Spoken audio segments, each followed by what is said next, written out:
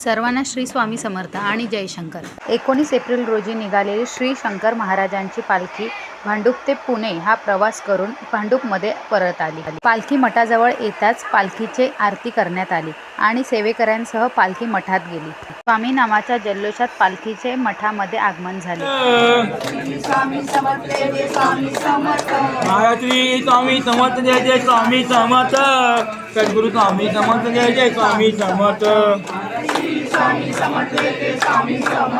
महाराजांना फळांचा आणि गोड म्हणजेच पुरणपोळीचा नैवेद्य दाखवून आरतीला सुरुवात केली।